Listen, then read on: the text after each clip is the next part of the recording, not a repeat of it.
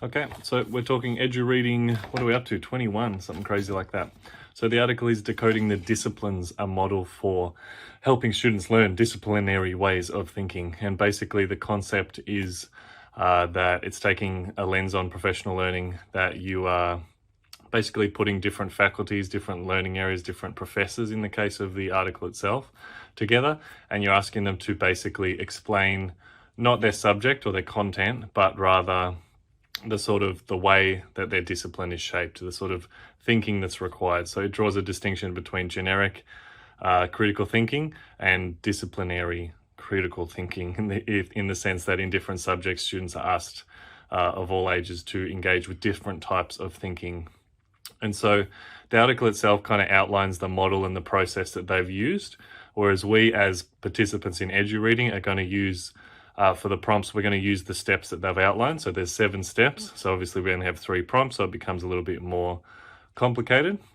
So each of the prompts, one of the 7 will be left out, but each of the prompts will basically go and ask you to complete the thinking of the 2 steps of their process, their model.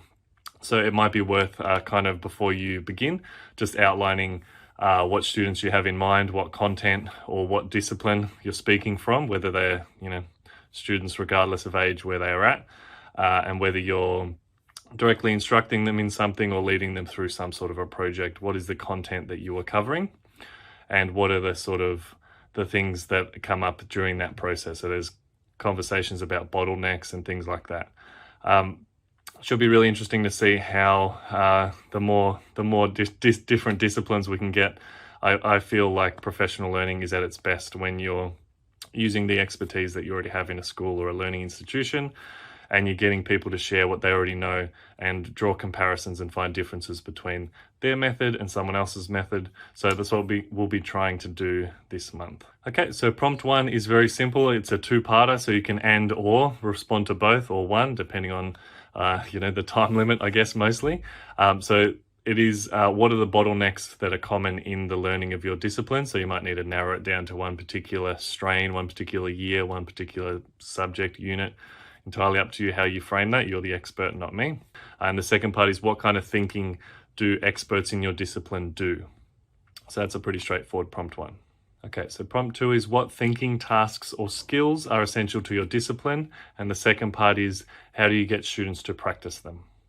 Prompt 3 is, how do you motivate students within your discipline? And then the second part is removed from the students, it's you personally, and that is, how do you share your learning? So once you've developed a new method, a new technique, a new approach, some new knowledge, how do you share that, you as a teacher or as a lecturer or wherever you are, how do you share that beyond your context with other people in the same role as you? All right, so that is Article 21, the last for 2020. We'll have December and January for sort of general summer reading if people want to share books that they'll be reading and exchange in that manner, and then we'll pick it back up in February after our luxurious holidays. Cheers.